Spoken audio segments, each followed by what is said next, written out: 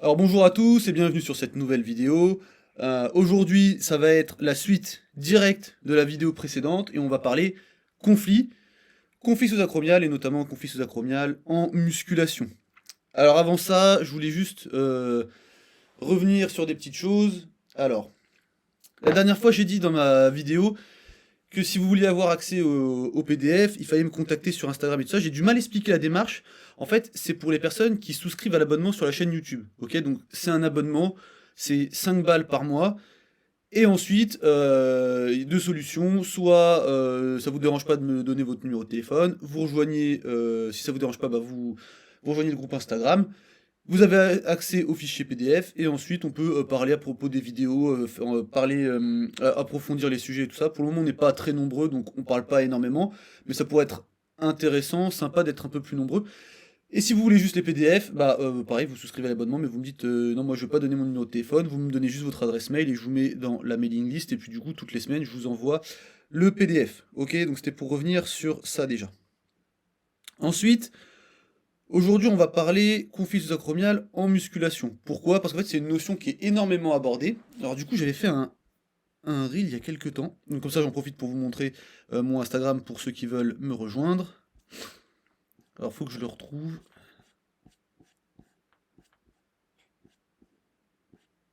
C'était celui-là. Écoutez bien.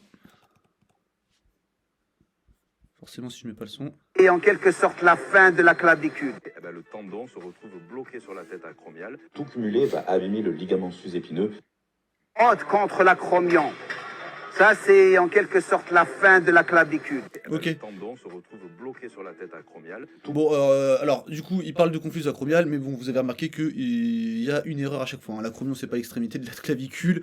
Les tendons, c'est pas c'est pas le ligament du supraépineux, c'est le tendon du supraépineux quand on parle de conflit. Et ça frotte pas sur la tête humérale, c'est sur l'acromion en général quand on parle. Donc, en fait, c'est quand même une notion qui est hyper répandue. Et il y a pas longtemps, je suis tombé sur cette vidéo. Ça, c'est un reel. Donc, j'ai zappé le début. Je vous mets que cette partie-là. On va l'écouter. On met son banc à 15 ou à 30 degrés. Ici, on vient prendre un haltère, pas trop lourd parce que vous allez voir, c'est un exercice assez difficile. On vient s'allonger sur le flanc, tout simplement, et on part avec l'haltère ici, qui est devant soi, et la main placée dans cette position. Le but, en fait, ça va être vraiment de rester sur le flanc et de venir lever l'haltère et faire ce mouvement en Y et terminer la main ici. Vous voyez, regardez. Je redescends ici, ma main se place là, et je viens faire ce mouvement d'élévation Y.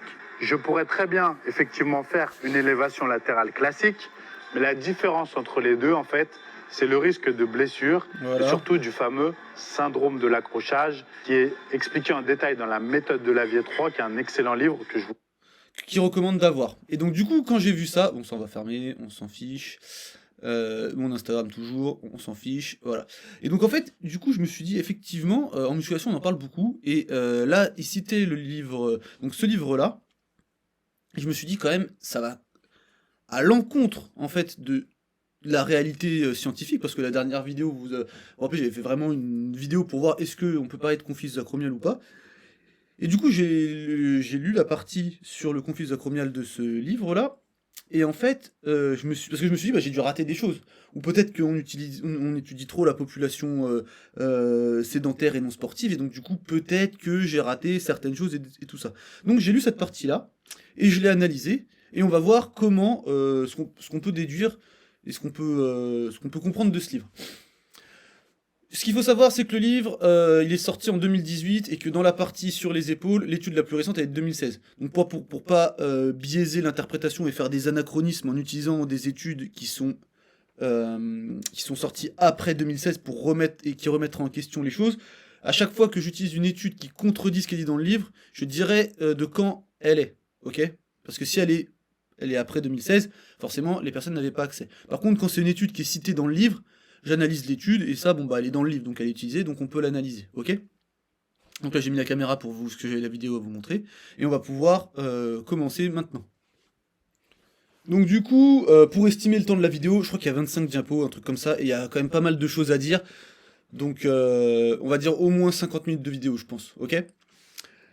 Donc déjà, attention à l'interprétation de certaines études, donc en fait, alors, donc Par exemple, le livre, alors en fait tout ce que je vais vous citer dans le bouquin, vous le retrouverez.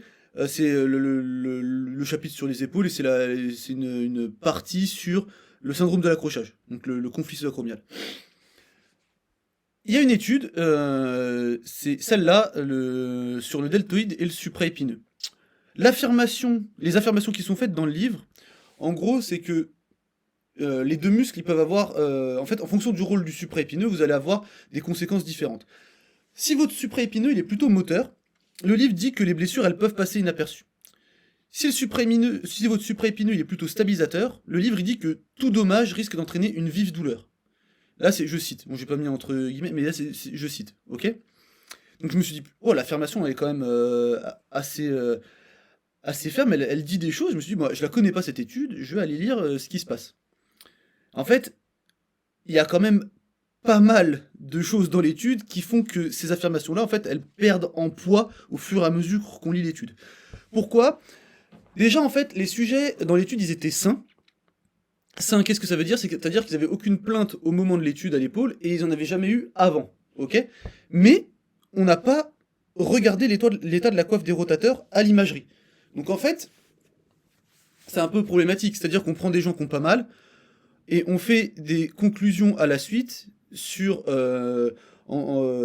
sur des gens qui pourraient avoir de la douleur, alors qu'en fait on n'a même pas regardé l'état de la coiffe des gens. Donc ça c'est la première chose qui me posait un peu problème. Deuxièmement, le supraépineux et le deltoïde, en fait, ils ont été étudiés dans une position spécifique du bras. Donc c'est en abduction horizontale du bras à 30 degrés et à un angle d'élévation de 60 degrés. Pourquoi? Parce qu'en fait c'est un angle que les personnes qui ont mal aux épaules peuvent atteindre relativement facilement. En plus de ça, c'est un test isométrique. Donc en fait c'était en isométrie, ils n'ont pas regardé la fonction du supraépineux et du deltoïde sur toute l'amplitude du mouvement. Donc c'est un peu dommage parce que quand on parle de musculation, on va rarement faire des mouvements qui vont s'arrêter ici, ok? Et les auteurs, ils disent très bien que nos résultats ne peuvent pas être extrapolés à d'autres positions du bras. Ils le disent eux-mêmes. Donc je sais pas comment on peut utiliser cette étude dans le cadre de la musculation et en faire des affirmations à ce point-là.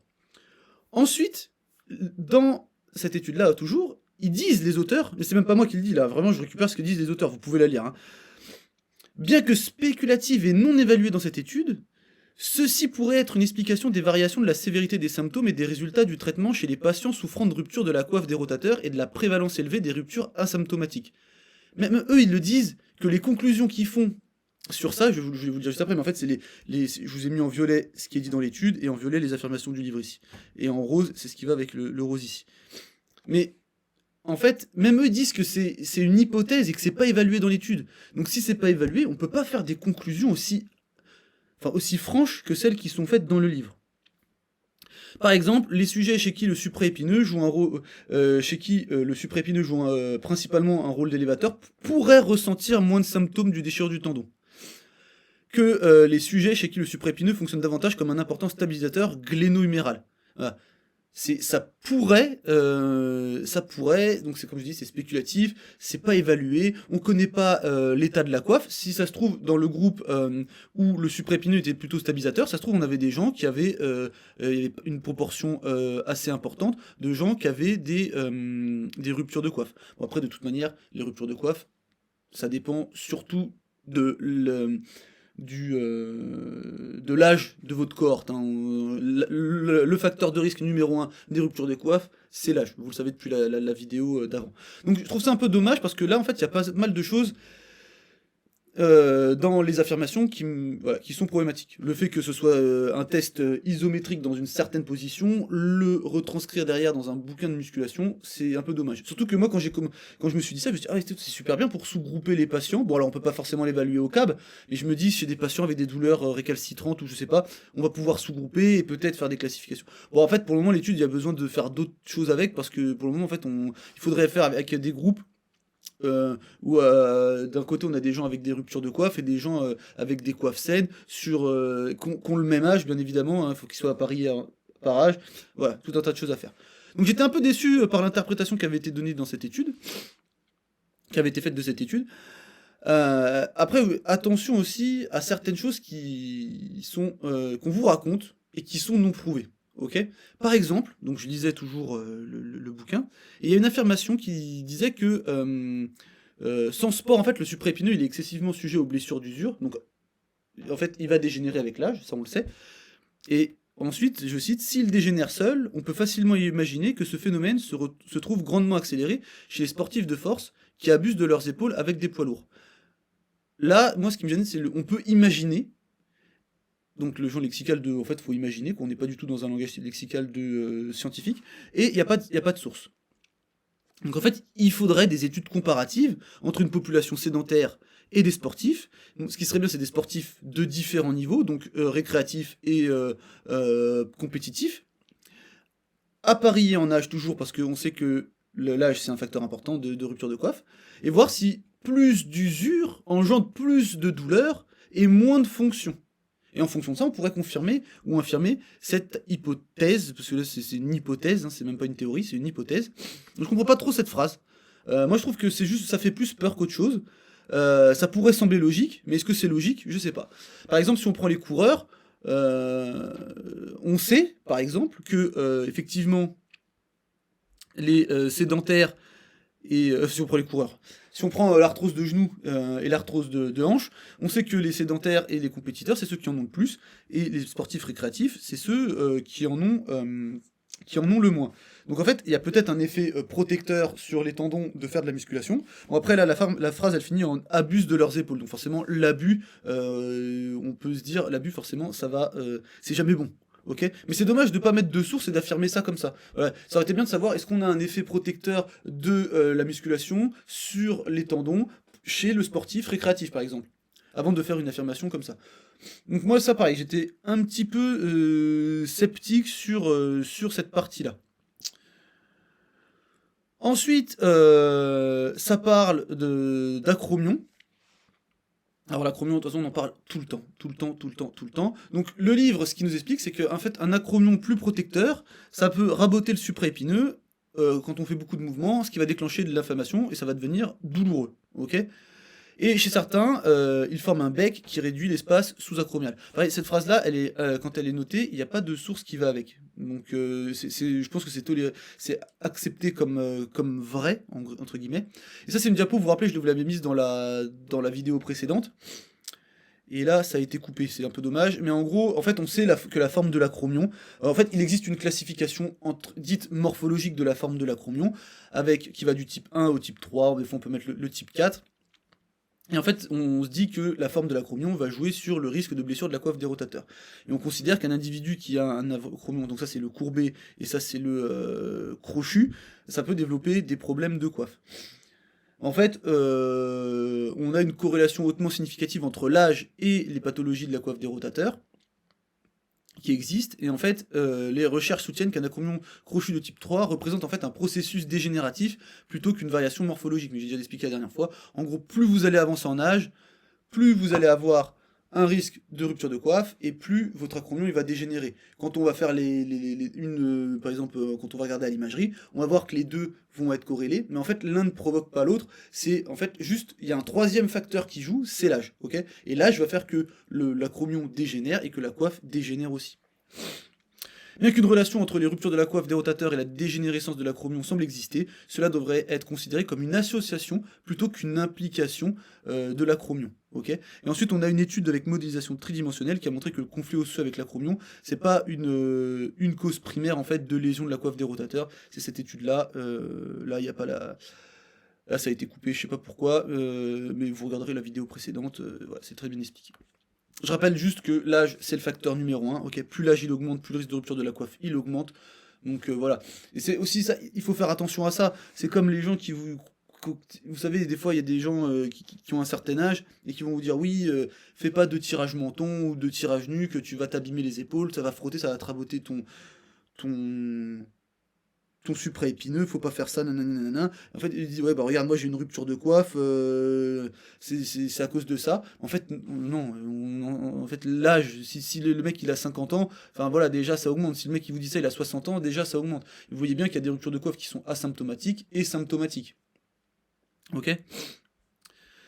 Pour expliquer la variation de la forme de l'acromion, je vais le mettre dans cette vidéo-là aussi, parce que peut-être qu'il y a des gens qui n'ont pas vu la précédente.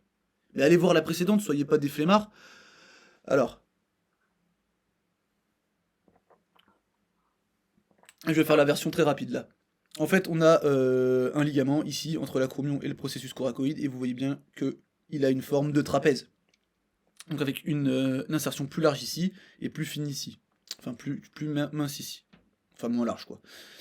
Si on met de la tension dans ce ligament, en fait, ça va créer de la tension, et et là, en fait, vu qu'il y a moins d'insertion, entre guillemets, bah, ça va tirer l'os, ce qui va produire de l'os, ok. Ça va créer il va y avoir des contraintes sur l'os, mécanotransduction, tout ça, ça va générer de l'os. Qu'est-ce qui fait qu'on peut augmenter la tension dans ce ligament? Par exemple, c'est si vous avez une coiffe postérieure qui est faible, ok, qui limite pas bien la migration supérieure de la tête humérale lors de certains mouvements. Et en gros, ça va mettre une tension qui va être chronique sur le ligament et générer un acromion crochu.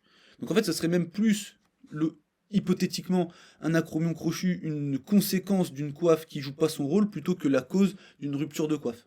Ça n'a rien à voir. Donc l'acromion encore et toujours, parce qu'après il y a des références qui ont été mises, et là on va rentrer un petit peu plus dans le détail, donc c'est toujours pour sur les affirmations qui ont été faites à ce niveau-là, donc au moment où ça s'est dit, il n'y a pas de source. Quand on avance un petit peu, il y a des sources qui expliquent en quoi en fait la forme de l'acromion joue sur les problèmes de coiffe. Donc pareil, à chaque fois qu'il y a un truc comme ça qui va contre ce que je pense dans le livre, je me dis c'est cool, ça va remettre en question ce que je pense. Je vais pas être dans le biais de confirmation, je vais lire des choses qui vont me dire t'as tort et arrête de penser comme ça. Il y a juste une chose, j'ai une petite résistance, c'est que ce que je vous dis en général, c'est ce qui est accepté par la majorité des scientifiques et des chercheurs sur l'épaule, ok. Type, la dernière fois je vous avais cité Jared Powell, c'est un exemple. Mais par exemple, lui, voilà, ce que je dis, ça se rapproche quand même vachement de ce qu'il dit. Je dis un peu comme lui, en fait. Hein. Donc, il y a deux études qui sont citées. Celle-là, je ne l'ai même pas lue, parce qu'en fait, c'est même pas l'objectif de parler de la réduction de l'espace sous-acromial. En fait, là, c'était les techniques pour mesurer l'espace sous-acromial. Donc, j'ai pas compris pourquoi elle était citée, celle-là. Ensuite, là, on a une étude, elle date de 2016, et en fait, elle est utilisée pour justifier que la forme de l'acromion joue un rôle dans le conflit sous-acromial. Là, je vous ai mis la conclusion de l'étude, donc c'est de l'étude, donc il dit que l'hypothèse selon laquelle la morphologie acromiale des patients présentant des ruptures dégénératives du tendon du supraépineux diffère de celle des patients présentant des ruptures traumatiques a été confirmée. Les épaules présentant des ruptures dégénératives montrent qu'un espace sous-acromial plus étroit et une extension latérale, en fait l'extension latérale c'est le CSA, on verra ça juste après, plus importante ainsi qu'une angulation plus prononcée de l'acromion que dans le cas des ruptures traumatiques. Ainsi les résultats de cette étude soutiennent la théorie du conflit externe comme cause des ruptures dégénératives de la coiffe des rotateurs. Donc cette étude, qu'est-ce qu'elle nous dit? Elle dit que l'acromion il a un rôle en fonction de sa forme, mais en fait, ça, dans le livre, ça parle de bec. Donc c'est la classification, ça fait plutôt penser à la classification de Bigliani. Quand on parle d'extension latérale, on parle du CSA. Et c'est un autre angle, en fait, c'est un angle, mais en fait, on parle pas vraiment de bec à ce moment-là, c'est d'autres mesures de l'acromion. Et en plus de ça, ça confirme la théorie d'un conflit externe. Hein, où il y a on va dire les facteurs intrinsèques, les facteurs extrinsèques dans la dégénération du tendon. Les facteurs extrinsèques, c'est par exemple, ça peut être le conflit sous-acromial. Ok. Donc cette étude-là, elle va carrément à l'encontre de ce que je vous ai dit la dernière fois dans ma vidéo. Mais dans le livre, ce que je dis, en fait, ça parle de bec, ce qui correspond plutôt à la classification de Bigliani, qui n'est pas associée aux ruptures de coiffe. En fait, on sait que la classification de Bigliani, c'est ce que je vous ai dit avant, elle n'est pas associée aux ruptures de coiffe. Donc là, en fait, qu'est-ce qui, comme mesure de l'acromion, peut être associé à des lésions de la coiffe? Et bien en fait, on a trois choses. On a l'angle critique de l'épaule, que je vous ai mis, donc en fait, c'est le CSA. Ça peut jouer un rôle. Mais quand on parle de bec d'acromion courbé ou crochu, c'est la classification de Bigliani, ce que je vous dis. Donc c'est deux choses qui sont différentes. Hein. Il y en a une, c'est morphologique, et l'autre, c'est un angle qu'on mesure, qui va dépendre effectivement des caractères. Enfin, voilà, on trace ces deux droites, et puis on calcule un angle ici. Il y a aussi l'indice acromial, et il y a aussi l'angle acromial latéral. Donc voilà, là on a un angle, et là c'est un rapport. Ok. Donc ça peut jouer. Ok, dans les ruptures de coiffe. Et par exemple, si on prend cette étude-là, pour le CSA, c'est plutôt c'est pas corrélé à la gravité des ruptures, mais plutôt voilà, à sa progression. Ok.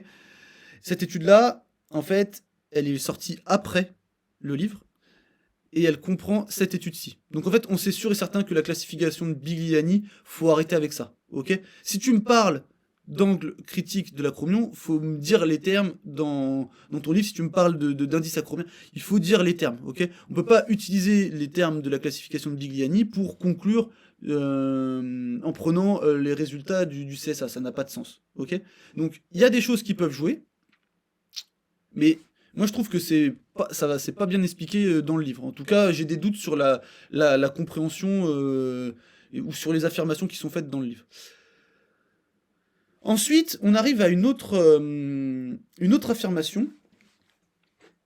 Je sais pas si c'est bien clair ce que je vous dis, parce que j'essaye d'analyser de manière vraiment objective, avec le recul d'il y a quelques années.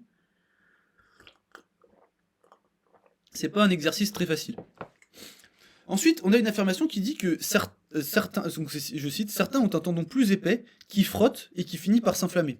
Donc qu'est-ce que je comprends de cette phrase? Vous me dites si vous comprenez la même chose que moi. C'est que si vous faites partie... C'est juste en dessous de la phrase qui disent que chez certains, il y a un acromion en bec. Donc pour moi, l'acromion en bec, c'est une variation morphologique selon le livre. Donc pour moi, certains ont un tendon plus épais. Pour moi, c'est une variation anatomique, toujours parce que dans la même partie, c'est écrit de la même manière selon le livre. Donc si vous êtes un individu qui a un tendon plus épais, votre tendon, il va plus frotter, il va finir par s'inflammer. Il y a cette étude-là qui est citée. Là, il y a plusieurs choses intéressantes. Déjà, l'étude a dit que le tendon du supraépineux était plus épais et il occupait un plus grand pourcentage de l'espace sous-acromial chez les personnes avec des douleurs. Ça, on le sait. Okay, je vous en avais parlé déjà dans ma vidéo la dernière fois. Ça, on le sait, que les personnes qui ont des douleurs, ils ont un acromion qui est plus épais, donc du coup, qui prend plus d'espace au niveau de l'espace sous-acromial. Ce qui plaide en faveur d'un mécanisme... Là, il parle d'un mécanisme intrinsèque, okay, de dégénération du tendon. Okay. Ce qu'ils disent aussi, c'est qu'un mécanisme extrinsèque de compression du tendon est théoriquement soutenu, mais de futures études d'imagerie devront confirmer la compression directe lors de l'élévation du bras. Ça, je trouve que c'est dommage que ce soit pas cité dans le livre, parce que, en fait, tout ce qui va aller dans le sens où il y a un conflit, ça va être mis en avant. Et là, par exemple, cette étude-là, elle est citée, mais en fait, elle dit pas ça, que ça remet en cause un peu le conflit sous-acromial. Donc ça, je trouve ça dommage. Une autre chose, c'est qu'il n'y avait pas de différence entre les groupes en ce qui concerne la distance acromio-humérale. Ok, ça pareil, on le sait maintenant, on a même des grosses études, j'en parle juste après je crois. Donc ça veut dire que si vous avez mal à l'épaule ou pas mal à l'épaule, en général, en moyenne, la distance acromio-humérale, en fait, elle va pas être si différente que ça. Ensuite, la mesure de la distance acromio-humérale seule ne semble pas élucider de manière adéquate le mécanisme du syndrome de conflit sous-acromial. Ok, donc ça explique pas à elle seule ça. Ok, donc cette histoire d'acromion, si on revient ici... cette histoire d'acromion qui réduit l'espace, donc là on parle d'espace sous-acromial, moins d'espace sous-acromial qui engendre plus de douleur, en fait c'est pas soutenu. C'est pas soutenu, et on verra juste après que c'est vraiment pas soutenu. Et en fait, l'épaississement du tendon, il pourrait être une réponse à une charge chronique du tendon, de la coiffe des rotateurs, et c'est pas une variation anatomique comme moi je l'ai compris dans le livre. En fait, dans le livre, c'est vraiment chez certains, on a un tendon plus épais, ce qui fait qu'il frotte et qu'il va s'inflammer. En fait, c'est pas ça. On a un tendon de taille normale, on va dire, on va mettre un excès de contrainte dessus, il va s'adapter, comme des tissus, hein. Je vous rappelle par exemple la peau, si vous frottez trop, bah, vous allez avoir...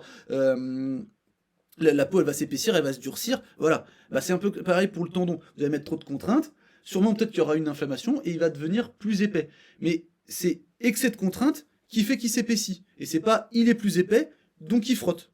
Ça n'a rien à voir. Et cette étude, elle nous dit que cette étude ne permet pas de confirmer l'existence d'un mécanisme de compression extrinsèque. Donc c'est une étude qui va à l'encontre du conflit sous-acromial, dans ses conclusions, mais c'est pas dit dans le livre. Dans le livre, la partie dont je vous parle, c'est le syndrome d'accrochage, de l'accrochage. Donc c'est le conflit sous-acromial. Et ça ne parle... dès que ça remet en question ça n'est pas cité dans le livre. Et moi, ça, je trouve que c'est dommage, parce que ça fait une espèce de biais de confirmation où on prend les études, et dès que ça va dans notre sens, ben on récupère les choses et on cache le reste. Donc moins d'espace ne signifie pas plus de douleur, donc ça c'est une étude de 2020, avec revue systématique et méta-analyse.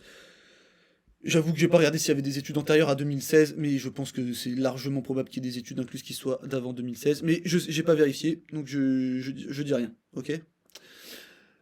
Il n'existe pas de... bah, vous savez quoi, ça, pour ceux qui veulent, si vous voulez, on en parlera sur le groupe WhatsApp, ok? J'irai vérifier, et si vous êtes sur le groupe WhatsApp, je vous dirai s'il y avait des études d'avant 2016.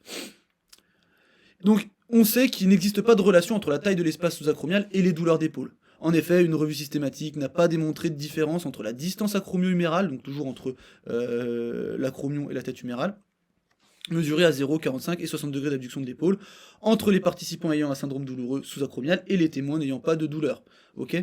C'était cohérent à la fois dans la population sportive et dans la population générale, ce qui est intéressant, parce que là on a les deux. Ok ?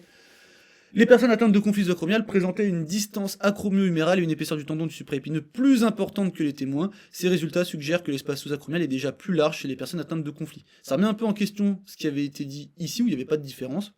Dans cette étude-là, a priori, le fait que le tendon soit épaissi, enfin les personnes qui ont des douleurs d'épaule ont un tendon qui est épaissi, et ils ont plus d'espace. Donc ils n'ont pas moins d'espace. Donc ici, en fait, on nous dit moins d'espace, plus de douleur. Bah, pas forcément, parce qu'en fait, on voit que certains ont plus d'espace, finalement. Ceux qui ont un bec au niveau de l'acromion ont un espace sous-acromial réduit. Ceux qui intensifient le conflit, bon, ça, voilà, l'acromion en bec, bah, pas vraiment. Si on se fie à la classification de Bigliani, c'est faux. Un espace sous-acromial réduit, bah, pas forcément, parce qu'en fait, ceux qui ont des douleurs, ils ont soit le même espace que les autres, soit plus d'espace. Donc ça marche pas. Ça, je voulais en parler, ça n'a rien à voir avec le conflit, mais c'est pour tous ceux qui me disent à chaque fois. Mais tu dis que la morphologie, ça n'a donc pas de rapport avec les blessures, les trucs, les machins. Alors, en fait, non, j'ai jamais dit ça. C'est juste que quand on dit les choses, il faut ramener des preuves, ok? On n'affirme pas ce qu'on veut comme ça. Donc là, je vous montre quelque chose sur les problèmes d'instabilité de luxation. Et je vais vous montrer que des variations anatomiques peuvent augmenter le risque de certaines blessures, avec des preuves, ok? Et là, voilà, vous avez 3. Donc ça, l'image, vous la retrouvez, enfin l'image, vous la retrouverez dans cette étude-là. Et après, tac. Donc cette étude-là, c'est pour ça, et cette étude-là, c'est pour ça. En fait, là, on a une scapula avec l'orientation de la glène ici. Et en fait, les personnes qui ont une glène qui va être antéversée, ils auront plus de risque de luxation antérieure au niveau de l'épaule, ok? Donc de la tête humérale qui va sortir vers l'avant. La rétroversion de la glène, c'est un facteur de risque qui a été identifié dans l'instabilité postérieure, ok?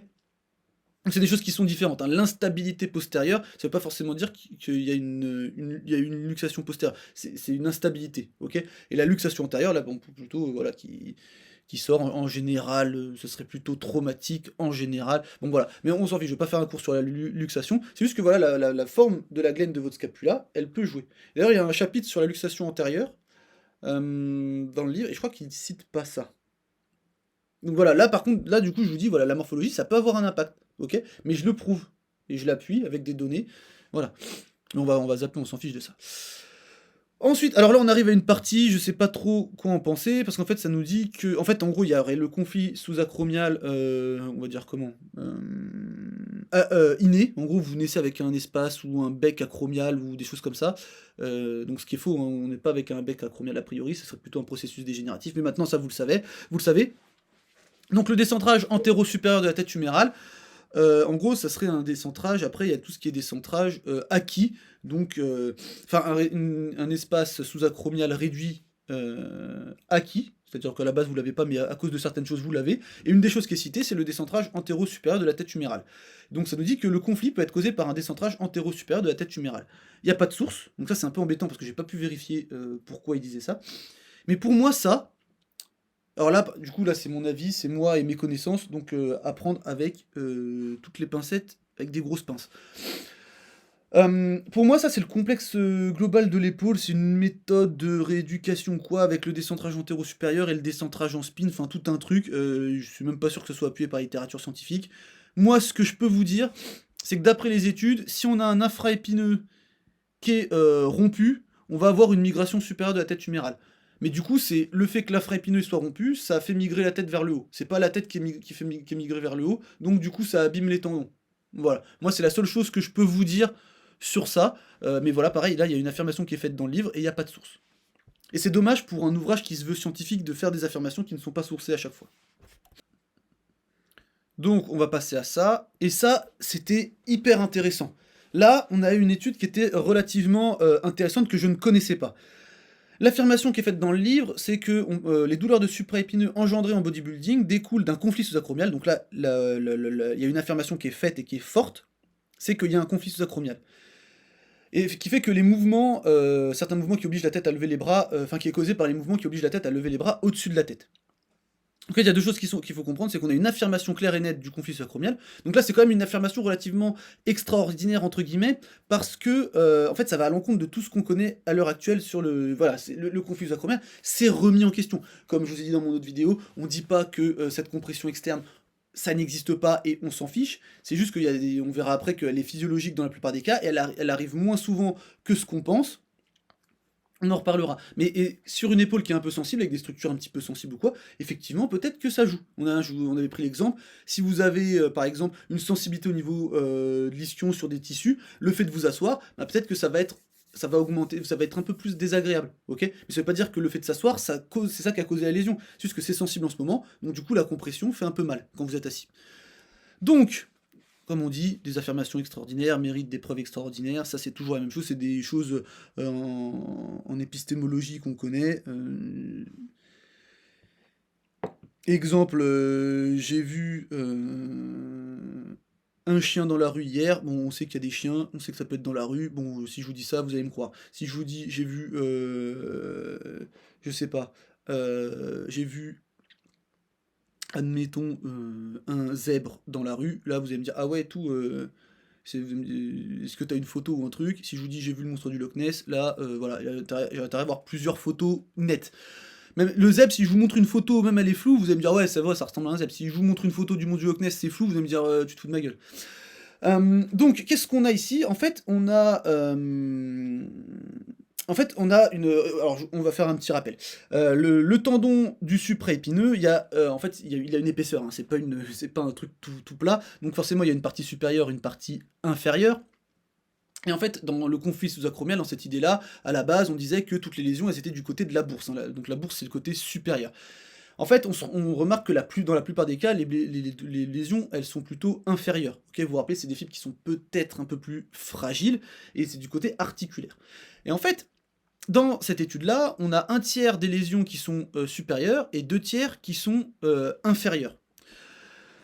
Et ça, donc on sait que les lésions, en majorité, elles sont inférieures. Hein. Ça, on le sait. Donc pas du côté qui frotte avec l'acromion. On est du côté, ça rond du côté qui n'est pas en rapport avec l'acromion. En fait, quand on regarde chez les lanceurs, bah, les lésions, dans 2 tiers des cas, elles sont articulaires, donc ça, on retrouve un petit peu ce qu'il y a ici. Par contre, chez les bodybuilders de cette étude-là, 75% sont du côté de la bourse. Et ça, dans le livre, donc ça c'est intéressant, c'est intéressant. Mais ça, dans le livre, ça justifie à elle seule cette étude à dire qu'il y a un conflit sous-acromial chez les gens qui font de la musculation. On a vu que dans les études citées dans le livre, il y avait des études qui remettaient en question ce conflit. On a vu que la majorité de la littérature scientifique remettait en question ce conflit. Mais c'est quand même affirmé de manière sûre dans le livre. Il faut savoir aussi que cette étude a été menée sur 83 patients. Ok ? C'est pas non plus énorme. Ensuite, ça dit que donc les douleurs de supraépineux engendrées au bodybuilding, donc en plus, il y a 3 affirmations, c'est qu'on parle de douleurs de supraépineux. Je suis même pas sûr que la douleur, elle soit liée au supraépineux. Mais bon, ça, on va le mettre de côté. Découle d'un conflit sous-acromial, obligeant la tête à lever les bras au-dessus de la tête. Donc, il y a un conflit sous-acromial, c'est le fait de lever les bras au-dessus de la tête, et le supraépineux, il fait mal. On va avancer ici, et en fait, il faudrait prouver une chose, c'est-à-dire que il faudrait prouver déjà que les bodybuilders, ils lèvent plus les bras que les autres athlètes, parce qu'en fait, on compare à des lanceurs, je suis pas sûr qu'un lanceur, il lève moins le bras qu'un bodybuilder, ok? Si on prend un mec qui fait du handball, je sais pas combien de sessions il fait de levée de bras par entraînement, par match, mais ça m'a l'air d'être aussi important. Mais j'ai pas de données qui me dit qu'un lanceur lève plus ou moins le bras qu'un bodybuilder. Donc je vais pas avancer des choses que je ne sais pas. C'est juste que je soulève une question. Si vous avez des chiffres, je veux bien. Et si je trouve des chiffres, je les mettrai sur le groupe WhatsApp aussi. Dans cette étude-là, d'ailleurs, alors l'explication du côté des blessures articulaires, ça parle d'un conflit, c'est un autre conflit. Je vais pas parler là parce que je vais pas faire... C'est comme les luxations, je me suis arrêté. Là, je vais pas m'arrêter, sinon la vidéo, elle va durer 4000 heures. Et j'ai pas le temps pour ça. Donc, et en fait, ils disent dans l'étude que, cependant, nous n'avons pas connaissance d'études dans la littérature traitant de la relation entre ces lésions et les individus pratiquant la musculation dans les salles de sport, comme observé dans cette étude. Donc en fait, c'est un peu la seule étude, au moment où elle est sortie, je crois que c'est 2015, qui disait ça. Donc, quand on a une seule étude, on doit en fait garder un petit peu de recul par rapport à ça et voir si on a des données qui se répliquent et si on retrouve un peu la même chose. Et en plus de ça, pour expliquer les blessures du côté articulaire, l'étude elle parle d'un conflit articulaire entre le tendon et la glène, mais on s'en fiche. Mais l'étude elle parle pas de conflit sous-acromial pour expliquer les problèmes du supraépineux côté bourse. Donc l'affirmation qui est faite ici, elle est pas. Eux ils disent pas ça dans l'étude. En fait, je crois qu'ils savent pas vraiment pourquoi ils ont retrouvé ça, en fait. Ils savent pas trop. Mais l'étude est intéressante, mais à répliquer et à savoir pourquoi. Il y a peut-être d'autres facteurs qui rentrent en compte que le conflit acromial. Quand on compare un bodybuilder et un joueur de lancer, je pense pas que là, il parle des mouvements qui obligent l'athlète à lever les bras au-dessus de la tête. Je suis pas sûr que ce soit ça le plus pertinent à comparer entre les deux, parce que un lanceur, pour moi, ça lève les bras. Et comme je dis, j'ai pas de données, donc on va pas extrapoler pendant 1000 ans. Bras en l'air égale mal aux épaules. Bon, attendez, je fais une petite pause. Ouais, parce que là, il y a encore plein de trucs à expliquer. Elle va être longue la vidéo, hein. J'ai dit 50 minutes, je crois on va dépasser l'heure. Hein. Je crois on va dépasser l'heure. Sauf que plus j'avance, plus je suis lent en explication. Donc, bras en l'air égale mal aux épaules. Donc, donc là, donc, affirmation qui est faite dans le livre, peintre qui lève les bras égale plus de douleur que les peintres qui lèvent le bras juste devant eux pour peindre. Le conseil du livre, faut pas lever complètement le bras en l'air, ok?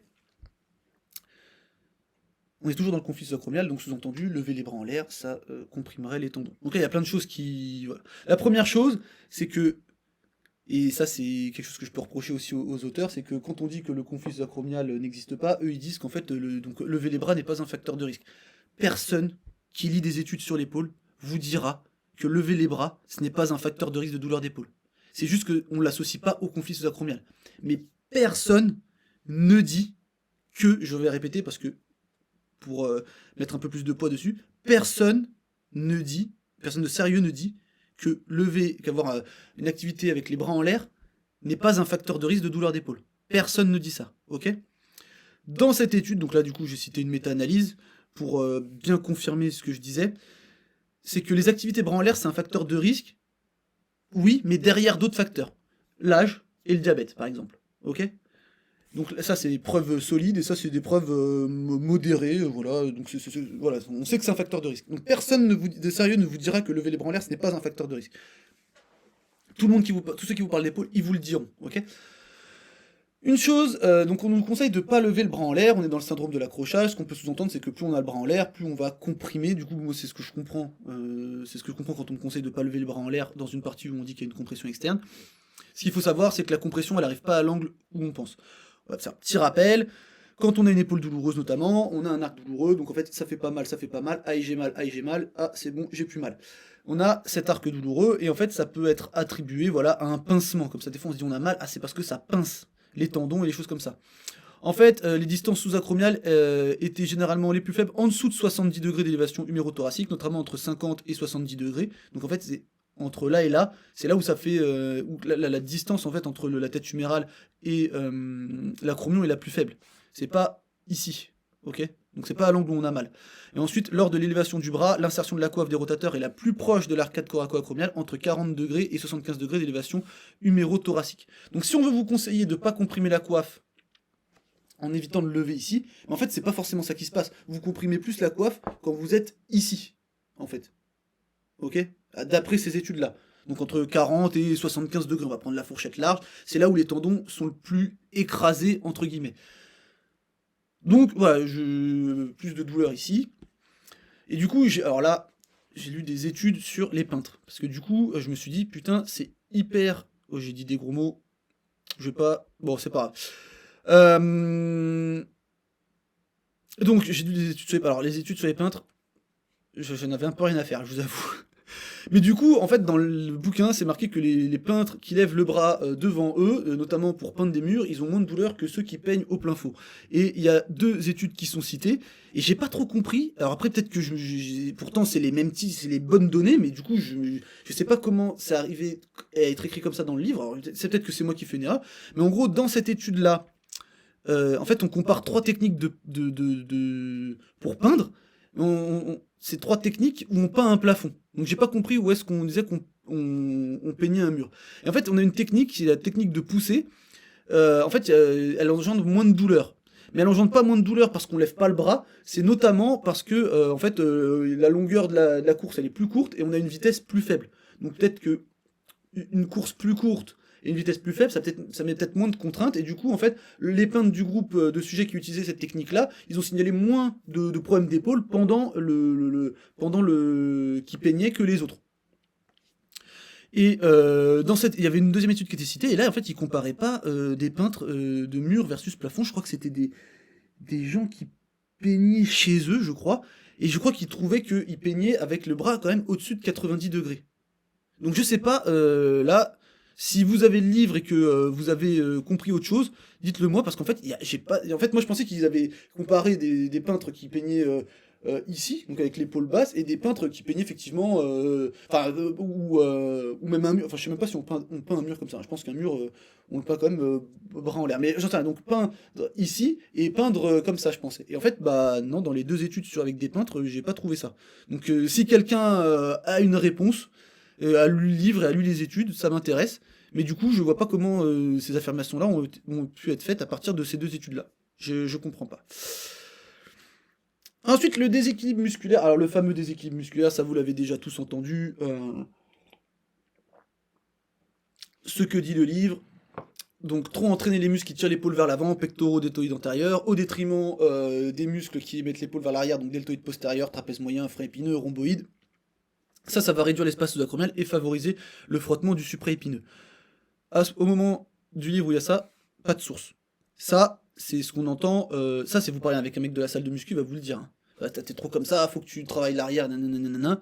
Ce qu'il faut savoir, c'est que les kinésithérapeutes, ça aussi, on a soutenu, les kinésithérapeutes ont soutenu qu'on pouvait avoir des déséquilibres au niveau de l'activité musculaire qui entraînaient un syndrome de conflit sous-acromial. Et ça, c'est plus d'un demi-siècle qu'on dit ça, mais en fait il y a peu de preuves pour étayer ça. Donc sur l'existence d'une posture idéale de la tête, du cou, du thorax, l'existence d'une position idéale de l'omoplate, les mouvements incontrôlés de l'omoplate, dyskinésie, tout ça, en fait il n'y a pas vraiment de preuves, et les changements de tension musculaire modifient la position de l'omoplate de manière cohérente et entraînent de manière significative un effet néfaste sur le mouvement et provoquent des syndromes de conflit. En fait on n'a pas trop de preuves de ça. Là je vous ai mis deux sources qui vous disent qu'en fait ça, c'est une histoire, mais ça n'a pas de preuves scientifiques, en fait. Donc en fait, ça n'a pas de preuves, et en plus, dans le livre, quand c'est cité, il n'y a pas de source. Donc c'est l'upper crust syndrome, donc d'un côté on a des muscles faibles, de l'autre côté on a des muscles qui... Enfin, il y a des muscles qui vont être faibles, des muscles qui vont être tendus, et ça va changer la posture, et ça va augmenter le risque de douleur d'épaule et tout ça. Le lien entre posture et douleur, j'ai pas mis d'études, mais bon, il est quand même grandement remis en question. Ça veut pas dire que la posture, on s'en fout à chaque fois, je vous cite à chaque fois l'exemple des nerfs. Si vous avez des nerfs sensibles et que vous avez une posture qui tire sur les nerfs, forcément, il va falloir faire gaffe à un moment donné. Mais donner des conseils généraux pour la population générale, ça n'a aucun sens. Pareil, vous pouvez donner des conseils à des gens qui vont se tenir droit, peut-être que pour le problème de dos qu'ils ont à ce moment-là, ça va entretenir leur douleur, et c'est tout. Ok ? L'espace sous-acromial chez les athlètes est-il réduit ? Ah ouais, ça, pareil, quand j'ai vu cette étude-là, je me suis dit, ça, c'est intéressant. Ok ? Parce que...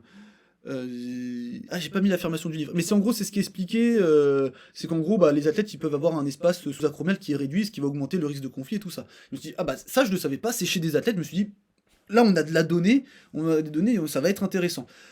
Donc déjà la population qui est étudiée, c'est des mecs qui font du volleyball et du baseball, enfin c'est des bowlers et des baseballers, et du coup, qui ont été recrutés dans les clubs sportifs locaux et dans les universités. Et en fait, c'est pas des personnes qui font de la muscu. Et ça, c'est dommage, parce que du coup, on avait cette étude-là. Si les lésions sont différentes d'un groupe à l'autre, c'est un peu dommage de parler de ce groupe-là, parce que en fait, même si on regarde et qu'ils ont un espace acromial réduit, admettons, en fait, c'est pas les mêmes douleurs que eux, c'est pas les mêmes lésions que eux, donc c'est peut-être pas pertinent dans un livre de musculation de prendre cette population-là. Mais en même temps, est-ce qu'on aura des populations sur la musculation? Pas sûr. Donc je me suis dit, bon, on va regarder. Et en fait, la conclusion, c'est que la réduction de l'espace sous-acromial était plus forte chez les athlètes qui souffraient de tendinopathie de la coiffe des rotateurs. Donc là, on se dit, ah, il y a un lien entre les deux, ok, mais que chez... donc on se dit, il y a un lien entre la réduction de l'espace sous-acromial et les douleurs, mais en fait, c'est lorsque le bras, il était en abduction entre 0 et 30 degrés. Le livre vous conseille de ne pas travailler bras en l'air. Là, on a une étude qui va entre 0 et 30 degrés. C'est dommage quand même de tirer des conclusions pour des mouvements déjà sur donc du coup une population qui est différente, mais après je peux comprendre que on n'ait pas les données sur la population étudiée dans le livre. Donc je peux comprendre qu'on essaye d'extrapoler des choses ou quoi, juste prendre un petit peu de pincette au niveau des affirmations qu'on fait, mais surtout là, entre 0 et 30 degrés, dans une partie où on conseille de pas lever les bras au maximum, ça n'a pas de sens. Enfin là, 30 degrés, on est là. Quand on parle de tirage, de traction, de développer au-dessus de la tête, on n'est pas à 30 degrés. Enfin, voilà, même si on pousse à 60 degrés, on est sous la parallèle au sol, sous les 90 degrés, on n'est pas bras au-dessus de la tête. Donc j'ai trouvé ça un peu dommage. Voilà. Là, je vous ai remis la petite stat ici. Ouais, j'ai trouvé ça un petit peu dommage. Je vous ai remis cette diapo-là. Pourquoi? Parce que... Ah oui, il y a juste cette donnée-là en plus. Bon, ça, vous avez commencé à le connaître, hein, je vous l'ai mis 50 fois. Donc, un conflit moins présent que prévu et qui touche les personnes avec et sans symptômes. Voilà, donc ça, c'est important à savoir. Donc, on retrouve un contact entre l'arche acromiale, enfin coraco-acromiale et le tendon du supraépineux chez environ 45 à 50% des personnes saines. Et on n'a pas de différence entre les personnes saines et les personnes sans douleur. Donc, toujours pareil, on revient. On ne dit pas que le conflit sous-acromial, qu'il n'y a pas de contrainte à ce moment-là, qu'il n'y a pas de compression, s'il y en a. On dit pas que ça vaut pour 0 dans les douleurs, mais c'est sûrement pas ça, a priori, à l'heure actuelle, d'après les tests scientifiques qui augmentent, qui participent le plus grandement aux douleurs de coiffe et à la dégénération des tendons. Et on ne dit pas non plus que lever les bras au-dessus de la tête n'est pas un facteur de risque, ok? Donc ne venez pas me dire ce que je n'ai pas dit, ok? Et si c'était pas le tendon qui faisait mal, là c'est pour revenir sur l'affirmation de tout à l'heure, je sais plus où c'était, c'était sur la diapo, non c'était pas là, non c'était bien après, c'était là, douleur supraépineux, voilà, douleur du supraépineux, donc là c'est juste pour dire que je pense pas que ce soit forcément le supraépineux qui fasse mal, en fait on a une bourse qui est innervée, par deux nerfs, nerf pectoral latéral et en arrière, enfin en avant et par le nerf en arrière par le nerf suprascapulaire, ça on s'en fiche. La densité la plus élevée de nocicepteurs, elle a été identifiée au niveau de la bourse sous-acromiale, donc les nocicepteurs ce sont ils encodent donc des stimulus nocifs, ok, donc thermique, mécanique, chimique ça peut être l'inflammation, et donc en fait on sait qu'on a des terminaisons nerveuses libres, donc A, delta et C, donc qui sont des nocicepteurs dans le tissu, dans la bourse, et on sait que, en fait, chez les personnes qui ont des concentrations élevées de cytokines pro-inflammatoires, de substances médiatrices de la douleur, et tout ça, bah, ces personnes-là, en fait, ils ont plus de douleur, ok, et ils ont des scores de douleur plus élevés, donc ça serait plutôt la bourse qui jouerait un rôle dans les douleurs. Et en fait, les tendons de la coiffe des rotateurs, ils jouent un rôle dans la génération de la douleur, mais un rôle indirect. Je vais reprendre ce que je dis pour le dos en général, et on va extrapoler à l'épaule. Pour le dos, vous savez, on a le disque, si le disque a une fissure dedans, une petite fissure radiale, on s'en fout, il peut y avoir une inflammation, et si l'inflammation elle se propage sur la racine du nerf, on peut avoir par exemple une radiculopathie, mais c'est pas le nerf qui est atteint directement, c'est les molécules inflammatoires du disque qui vont vers le nerf. Mais en fait, c'est un peu pareil ce qu'on peut retrouver là, c'est qu'on a peut-être une inflammation au niveau du tendon, et en fait, l'inflammation va aller dans la bourse et va stimuler tous les nocicepteurs qui vont détecter en fait les messagers chimiques, et donc déclencher de la douleur, ok ? Et on sait qu'il n'y a pas de relation directe en fait entre la présence d'une rupture de la coiffe des rotateurs et la présence de douleur, ok? Donc on a des patients qui ont des grandes ruptures de coiffe sans aucune douleur et des patients avec des tout petites ruptures qui ont des grosses douleurs, ok? Et ensuite on a des études qui montrent que les patients dont la réparation de la coiffe des rotateurs a échoué obtiennent un soulagement de la douleur grâce à la chirurgie, ok? Ce qui signifie qu'en fait la cicatrisation du tendon de la coiffe des rotateurs sur l'os n'est pas nécessaire pour obtenir un bon résultat chirurgical, ok? Donc ça va aussi un petit peu au début, voilà, enfin on sait que, vous vous rappelez l'étude où on teste le supraépineux, le deltoïde, voilà, est-ce que, là on a quand même des études de clinique sur des gens qui ont de la douleur, moi je préfère ces études-là. Cela signifie également que le conflit n'est pas la ça confirme encore, voilà, je me rappelle même plus. Cela signifie également que le conflit n'est pas la cause de la douleur, un autre mécanisme est responsable de la douleur. Donc voilà, on a une couche en plus qui dit que le conflit acromial n'est pas responsable de douleur, ok. Qu'est-ce que je voulais dire sur les tendons? Ouais, en fait, il y a plein de personnes qui se font opérer, j'ai pas mis l'étude ici, mais il faudra que je pense à la mettre sur le groupe. Rappelez-moi, si vous êtes sur le groupe, de le mettre. En fait, on sait que les personnes qui se font opérer pour se faire réinsérer le tendon, en fait, il y a je me rappelle plus du pourcentage, mais c'est quand même assez élevé, la suture, elle tient pas, ça se rompt, et en fait, les gens, ils vont quand même mieux. Ok, donc il faut se dire que c'est pas quelque chose de nécessaire, la cicatrisation.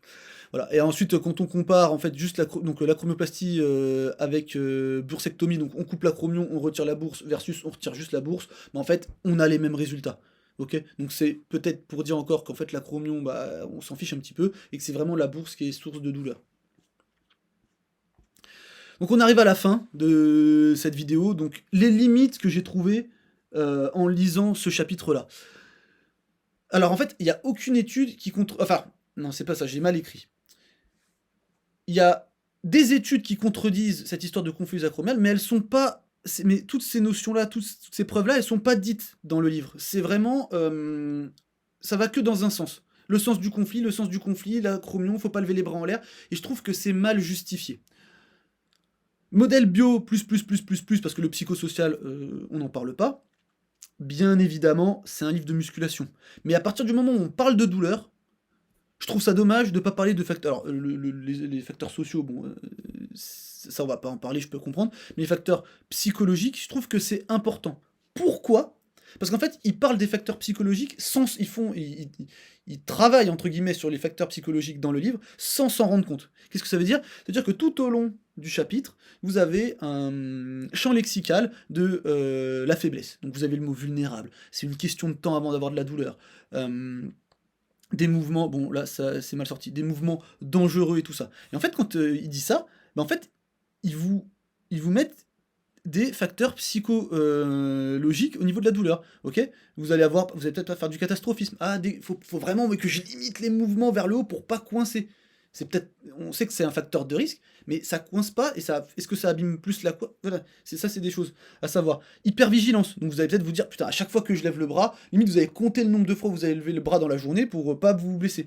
Peut-être de l'anxiété, ou des choses comme ça par rapport à ces mouvements. Donc du coup, en fait, on a toutes les cases négatives, jamais positives. Donc en fait, ils vous mettent des facteurs psychologiques en tête, sans s'en rendre compte. Donc ça, c'est pour, voilà, lui, il représente les limites du chapitre du livre. Et donc, il n'y a pas que les facteurs mécaniques, ok ? Il n'y a pas que les facteurs mécaniques. Tout ce qui est en rouge, c'est ce qui montre que les facteurs mécaniques, en fait, ne rentrent pas en compte. Hein. Donc, les symptômes du patient, les caractéristiques anatomiques de la rupture chronique de la coiffe des rotateurs ne sont peut-être pas les meilleures caractéristiques à utiliser pour décider d'une intervention chirurgicale. La décision d'un patient de subir une intervention chirurgicale est davantage influencée par de faibles attentes, notamment envers la kinésithérapie. Donc, un patient qui vient, qui a mal à l'épaule, et chez qui la kinésithérapie devrait marcher, parce que, en fait, il y a un problème de coiffe. La kinésithérapie, ça marche. Normalement, en 12 semaines, on dit ça va aller mieux. Si ce patient il dit la kinésithérapie, ça ne m'aidera pas parce qu'il faut que je me fasse opérer, bah, vous allez être quasiment sûr que vous n'allez pas réussir à l'aider avec la kinésithérapie. Donc, il va falloir travailler sur ses attentes, toutes ces choses-là. Il est prouvé que les attentes de guérison et l'auto-efficacité ont un rôle prédictif, et l'optimisme un rôle modérateur sur la douleur ou l'incapacité après une physiothérapie. Donc forcément, si votre patient... Et ça, c'est un peu problématique, c'est-à-dire que moi je travaille avec des gens, j'ai des patients qui font de la musculation, et j'ai plein de patients qui ont lu ce livre et qui m'expliquent très bien que leurs tendons, en fait, ils frottent, et donc du coup, en fait, ils arrivent, et ils cochent toutes les cases, clac, clac, clac, clac, clac, clac, et ils se disent, bah en fait, je peux plus lever les bras, la musculation c'est fini, j'ai trop levé les bras, je peux plus... Voilà, donc en fait, vous avez coché tous les facteurs psycho chez ce patient-là. Enfin, ce patient-là, il a coché tous les facteurs psycho à cause de ce livre. Pour ceux aussi qui me disent, oui, ça reste un livre de musculation, les facteurs psychologiques, on s'en fiche. Si vous êtes thérapeute, vous pouvez pas vous en ficher. Ok, c'est impossible. Vous devez les... Voilà, si on prend les recommandations de bonne pratique, on screen, donc en 1, bon, les décisions sont centrées sur le patient, ok. On screen les drapeaux rouges, et ensuite on mesure les facteurs psychosociaux, ok. Notamment dans une douleur d'épaule. Tout ce qui est en orange, là, tout ce que vous voyez en orange, c'est l'importance des facteurs psychosociaux. Tout ce qui est en rouge, c'est ce qui montre que les facteurs bio sont pas très importants. Ça veut pas dire qu'ils sont pas importants, faut pas non plus à chaque fois aller dans l'autre sens complètement opposé. Bien évidemment que ça a un rôle, mais pas que ce rôle-là. Enfin, il n'y a pas que eux qui ont un rôle, je veux dire. Ensuite, si on prend de manière générale les guidelines sur la prise en charge de douleurs au niveau chez les sportifs, donc pareil, là qu'on me dise pas que c'est des gens qui n'y connaissent rien, enfin à un moment donné, non, ça peut pas être un argument de dire moi je sais et les autres ne savent pas. Donc en fait, ça nous dit qu'en l'absence de trauma, faut pas considérer que la douleur, elle indique un dommage tissulaire. Première chose, premier point, bim, ok ? Premier point. Pas besoin de référer vers une imagerie si on suspecte pas de pathologie sérieuse, genre une fracture par exemple sur un trauma. On explore les facteurs biopsychosociaux qui peuvent contribuer à la douleur. Okay, c'est pour ça que quand on parle d'un livre de musculation, alors si c'est un livre 100% musculation, on s'en fiche un petit peu peut-être, mais quand on parle de douleur, il faut en parler. Et on peut pas ne pas en parler et avoir un vocabulaire qui fait peur. Parce qu'en fait, vous en parlez, mais sans expliquer, et du coup, vous faites peur aux gens, vous allez augmenter les facteurs de douleur. On parle de manière positive. Donc on dit pas vous êtes vulnérable, vous êtes fragile, vous êtes niqué, c'est fini, c'est drame. Non, pas de ça. Là je vous ai mis les différences entre lésions, douleurs, blessures, bon ça on s'en fiche un petit peu. Le même de fin, voilà, Gundy et Delavier, les facteurs bioméca, les facteurs psycho et sociaux, ils en ont rien à faire. Gundy et Delavier, les études qui confirment leur biais, l'intégralité de la littérature scientifique. Moi ça me fait rire tout ça. J'espère que cette vidéo elle vous a plu, je pense qu'elle était un peu longue. Le but c'était pas de détruire le livre en disant c'est nul, mais moi c'est juste de montrer que moi l'interprétation qui est faite des données qui sont utilisées, déjà, je ne trouve pas qu'elle soit forcément en rapport avec tout le reste de la littérature scientifique. Et en plus de ça, je trouve que des fois c'est interprété de la mauvaise manière. Soit ça extrapole trop, soit l'étude carrément ne dit pas ça. Même des fois les auteurs disent qu'on peut pas extrapoler les résultats ils sont extrapolés. Bon voilà. Bon, je vais arrêter de parler, j'espère que cette vidéo elle vous a plu et on se dit à bientôt. Salut.